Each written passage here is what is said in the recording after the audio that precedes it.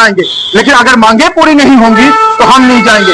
यहाँ तो इतना कर दो कि जो salary mid day meal cook लेता है, मालिकम चौकीदार लेता है, पीछे पीएचसी डिलीवरी लेते हैं, पीडीजी वो लेते हैं, ये सैलरियां लेने चाहिए वो डिपार्टमेंट के लोग जो आज पक्के बैठे हैं, उनकी सैलरी इनको मिलनी चाहिए। फिर जाके एहसास होगा कि वो कितना पैसे में कैसे घर चलाते हैं, कितनी मुश्किलातें आती हैं। और हमारी जो आगे की रणनीति वो यही रहेगी कि हम लोगों ने जम्मू के अंदर आंदोलन होगा एक बड़ा, और उसके बाद जम्मू 15 अगस्त के बाद दिल्ली में जो है जंतर मंतर या रामलीला ग्राउंड जहां भी परमिशन मिलेगी वहां जनसैलाब के रूप में जम्मू कश्मीर की तरफ से एक बहुत बड़ा प्रोटेस्ट होगा, बहुत बड़ी रैली होगी, और यही चीज बोली जाएगी कि जम्मू कश्मीर के लोगों के साथ आखिर कब तक अन्याय होता रहेगा, कब तक उनके साथ भेदभाव होता रहेगा, कब तक डेली वेजर 25-25, 30-30 साल के बाद बिना पैसों के घर जाएंगे, जहां अपनी जान गंवाएंगे, जहां अपने बच्चों का भविष्य गंवाते रहेंगे आखिर।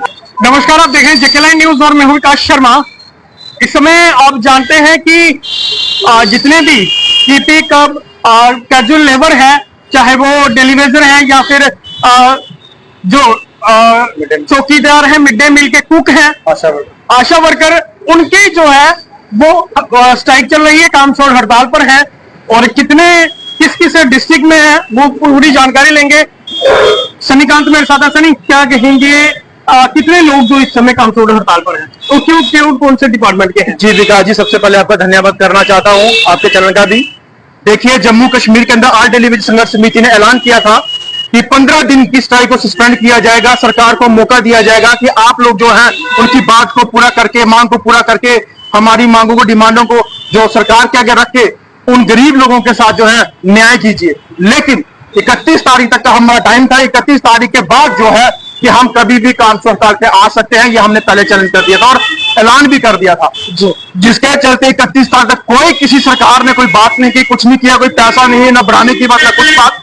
तो मजबूरन हमने 1 तारीख से जो है कल से जम्मू कश्मीर के हर डिस्ट्रिक्ट, हर तहसील के अंदर काम से हटा रखी है, जिसमें हमारे मालिकम चौकीदार है, मिड डे मील कुक है, सीपीडब्ल्यू वर्कर्स है, आशा वर्कर्स हैं, मालिकम चौकीदार हैं।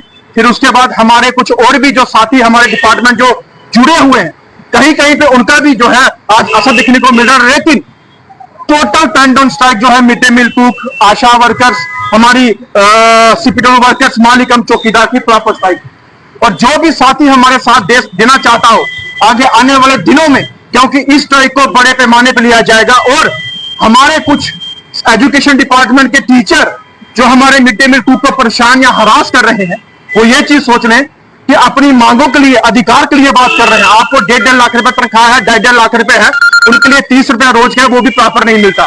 आप उनको ना परेशान करें, ना दुखी करें, और 200 रुपया सफाई करने वालों को मिलता है, ये बहुत अन्याय है। और मालिकम चौकीदार को पिछले 22 साल से पैसा ही नहीं मिला, और जिन लैंड ओनर्स ने जमीनें दी हैं उनको अपना हक ही नहीं मिला। तो मुझे बताइए, आप उनको हरास करोगे तो मजबूरन हमें जो है ह्यूमन राइट की तरफ से कोर्ट के थ्रू मुझे एक्शन लेना पड़ेगा, और उनके खिलाफ कार्रवाई करवानी पड़ेगी जो गरीबों के ऊपर आज हरासमेंट करने की बात कर रहे हैं। और यहां से उनको ये हमें बोलने के लिए आता है कि आप हमें कुछ ना लेटर लिख के दीजिए। मैं कौन होता हूं गवर्नमेंट को लेटर लिखने को? जेडीयू क्यों देगा टीचरों को लेटर कि काम बंद होना चाहिए, या सीओ क्यों देगा काम बंद होना चाहिए? ये बात जो है टीचर खासकर सुन ले कि आप लोग जो वहां पे पढ़ाते हो, करते हो, क्या करते हो, उसके कारनामे भी मैं जल्दी बाहर निकालूंगा। लेकिन आप लोगों की वजह से जो जितना मजबूर कर रहे हैं उतना ही हम तेजी करेंगे। क्या बच्चों को खिलाया जाता है, कितना बच्चों को पोषण दिया जाता है, कितनी पढ़ाई दी जाती है, और खासकर टीचर अगर एमएड बीएड करके स्कूलों के अंदर लगे हैं तो उनके बच्चे वहां क्यों नहीं पढ़ते? उनके बच्चे वहां पे पढ़ने चाहिए कि जिससे गरीब का बच्चा भी वहां पे पढ़े। और ये अपने बच्चे वहां पे क्यों नहीं पढ़ाना चाहते, ये भी जवाब देंगे। ये मैं खुद फिर अब मजबूरन अपना जो है वह कार्रवाई करवाने के लिए मैं विद इन 2 डेज जो है वो मैं कोर्ट के थ्रू करवाने की तैयारी कर रहा हूं। बिल्कुल, लगातार स्ट्राइक चल रही है, लेकिन टीचरों का नहीं बनता। टीचरों को चाहिए कि अगर टीचर अच्छी सैलरी ले रहे हैं तो उन्हें आज जो है अपने कुक जो अपने पीयर आज जो है उनका साथ देना चाहिए, बल्कि खुद रिकमेंड करके सरकार को लिखना चाहिए ये हमारे पास इतने समय से काम कर रहा है और इतने बजे तक काम करता है, तो इसका एक मानदेय जो है, इसकी सैलरी जो है वो होनी चाहिए। और आप लगातार फ्री का काम भी करवा रहे हैं और हरास भी कर रहे हैं। अच्छा सनी, आगे की रणनीति क्या है? ये स्ट्राइक कब तक चलेगी और कितनी लंबी चलेगी, और आखिर इसके बाद सरकार से क्या निवेदन रहेगा? देखिए, सरकार जो है, हम काफी बार सरकार को बोल चुके हैं कि अगर आपने सरकार में आने से पहले बोला था कि हम इनका मसला हल करेंगे, तो सरकार बनते हुए आज 1 साल हो चुका है और 1 साल तक कोई भी ऐसा फैसला, ऐसा निर्णय नहीं हुआ जो आप नहीं कर रहे हो। हम लोगों ने तमाम मैक्सिमम डीसीज को जो है लेटर दिए हैं, अपने मेमोरेंडम दिए हैं, डिप्टी सीएम को दिए हैं, मंत्री को दिया है, चीफ सेक्रेटरी को दिया है, एडिशनल जो चीफ सेक्रेटरी हमारे एजुकेशन के उनको दिया है, हमने सेंटर में दिए हैं। लेकिन अभी तक कोई ऐसा फैसला नहीं आया जिसके हमें खुशी हो, जो हम काम छोड़ के बैठे। अगर काम छोड़ हड़ताल बैठे तो हमारी मांगों के लिए बैठे, हमारी मांगे पूरी हो जाए, हम अपने काम पे चले जाएंगे, क्यों हम रोडों पे बाहर आएंगे। लेकिन अगर मांगे पूरी नहीं होंगी तो हम नहीं जाएंगे।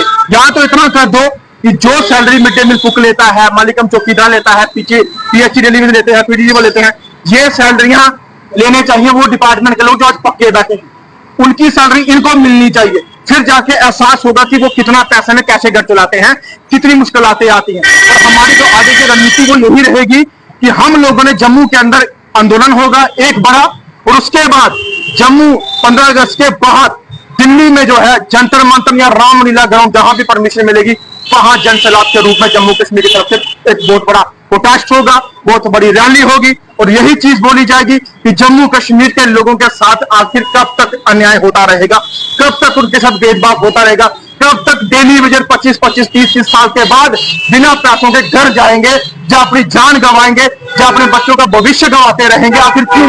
और जम्मू कश्मीर की वो जनता जो डेली वेजर्स के साथ जुड़ी है वो भी उनका साथ दे, क्योंकि इनकी फैमिली आज उस कगार पे पहुंच चुकी है, या तो जहर खाने के लिए मजबूर हो चुकी है, या तो अपने जीवन को किस कगार पे खड़ा कर दिया है कि हम नौकरी करें, या हम कहां जाएं, या बच्चे पालें, या घर पालें, या परिवार पालें, या समाज में रहें, क्या करें। और इसके लिए सरकार अगर नहीं सोचती, सरकार जिस वजह से इनसे वोट लेकर सरकार बनाती है उसके बाद अनदेखा करती है, ये सरकार को भी सोचना चाहिए कि अगर आप इनके साथ ऐसा कर रहे हो तो सरकार में बैठने का भी आपको अधिकार नहीं है। इनकी वजह से सरकार में बैठे हो तो इनकी सरकार में बना के इन्हीं की वजह से इन्हीं को आप आज रोडों पर रख रहे हो, तो वो कहीं का भी इंसाफ नहीं है। ये मैं बोलना चाहता हूं कि जल्द से जल्द हमारी मांगों को पूरा कीजिए, नहीं तो हमारे लोग जो हैं बहुत उग्र और बहुत ही उत्साह के साथ और बहुत ही जज्बे के साथ रोडों पे आपको दिखेंगे। बिल्कुल, लोग जो है डेली वेजर अब रोडों पे निकलने को मजबूर हैं। और 15 अगस्त के बाद जम्मू से दिल्ली का जो है